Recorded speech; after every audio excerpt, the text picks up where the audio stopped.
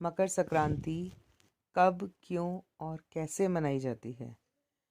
तो सबसे पहले हम लोग इस नाम पर चर्चा करते हैं कि मकर संक्रांति क्या होती है। मकर संक्रांति दो शब्दों मकर और संक्रांति से बना है। मकर का अर्थ है मकर राशि, जो शनि देव की राशि होती है, और संक्रांति का अर्थ है परिवर्तन। जब सूर्य का मकर राशि में परिवर्तन होता है तो इसे मकर संक्रांति के नाम से जाना जाता है। और दूसरा ये भी कहा जाता है कि सूर्य देवता अपने पुत्र शनि देवता से मिलने उनके घर जाते हैं, इसलिए ये मकर संक्रांति का त्यौहार मनाया जाता है। मकर संक्रांति का त्यौहार हिंदू धर्म के प्रमुख त्योहारों में शामिल है, जो सूर्य के उत्तरायण होने पर मनाया जाता है। मतलब सूर्य दक्षिणायन होते हैं और इस समय सूर्य दक्षिणायन से उत्तरायण की तरफ आते हैं, इसलिए यह त्यौहार मनाया जाता है। इस त्यौहार की विशेष बात यह है कि यह अन्य त्योहारों की तरह अलग अलग तारीखों पर नहीं, बल्कि हर साल 14 जनवरी को ही मनाया जाता है, जब सूर्य उत्तरायण होकर मकर रेखा से गुजरते हैं। कभी कभी यह एक दिन पहले या एक दिन बाद में, यानी 13 या 15 जनवरी को भी मनाया जाता है, लेकिन ऐसा बहुत ही कम होता है। मकर संक्रांति का संबंध सीधा पृथ्वी के भूगोल और सूर्य की स्थिति से होता है।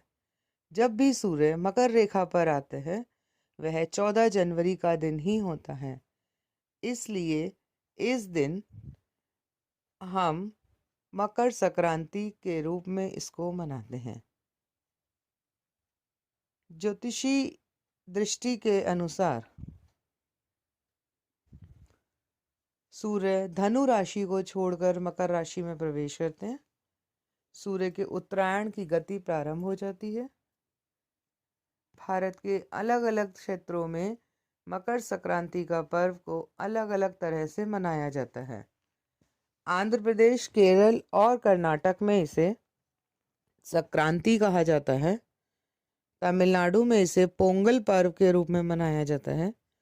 पंजाब और हरियाणा में इस समय नई फसल का स्वागत किया जाता है और लोहड़ी पर्व मनाया जाता है। वहीं असम में बिहू के रूप में इस पर्व को हर्ष और उल्लास के साथ मनाया जाता है। हर प्रांत में इसका नाम और मनाने का तरीका अलग अलग होता है। अलग अलग मान्यताओं के अनुसार इस पर्व के पकवान भी अलग अलग होते हैं, लेकिन दाल और चावल की खिचड़ी इस पर्व की प्रमुख पहचान बन चुकी है। विशेष रूप से गुड़ और घी के साथ खिचड़ी खाने का महत्व है। इसके अलावा तिल और गुड़ का भी मकर संक्रांति पर बेहद महत्व है। इस दिन सुबह जल्दी उठकर तिल का उपटन कर स्नान किया जाता है। इसके अलावा तिल और गुड़ के लड्डू एवं अन्य व्यंजन भी बनाए जाते हैं। इस समय सुहागन महिलाएं सुहाग की सामग्री का आदान प्रदान भी करती हैं। ऐसा माना जाता है कि इससे उनके पति की आयु लंबी होती है। कहा जाता है इस दिन तीर्थों एवं पवित्र नदियों में स्नान का बेहद महत्व है। साथ ही तिल, गुड़, खिचड़ी, फल एवं राशि अनुसार दान करने पर पुण्य की प्राप्ति होती है। ऐसा भी माना जाता है कि इस दिन किए गए दान से सूर्य देवता प्रसन्न होते हैं। इन सभी मान्यताओं के अलावा मकर संक्रांति का पर्व उत्साह से जुड़ा होता है। इस दिन पतंग उड़ाने का भी विशेष महत्व होता है और लोग बेहद आनंद और उल्लास के साथ पतंगबाजी करते हैं। इस दिन कई स्थानों पर पतंगबाजी के बड़े बड़े आयोजन भी किए जाते हैं।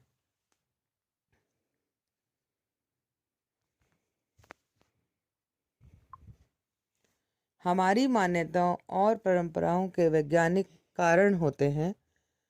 जब हम छत या मैदान में खड़े होकर खुले आसमान के नीचे पतंग उड़ाते हैं तो सूर्य की किरणें सीधे हमारे ऊपर पड़ती हैं।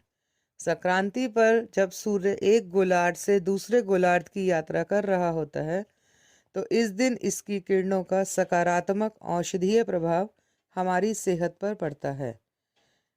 सर्दियों में जब हम अक्सर सर्दी जुकाम से पीड़ित रहते हैं, ऐसे में इन किरणों से हमारी सेहत पर असर होता है। मकर संक्रांति हमारा सकारात्मक समय भी कहा जाता है। अगर आप लोगों को ये वीडियो पसंद आई हो तो please like, share and subscribe ज़रूर करें, जिससे कि आगे की वीडियोस भी आपको और मिलती रहें और पूरे साल के त्यौहार की वीडियोस आपको मिलेंगी। चैनल रितु सक्सेना।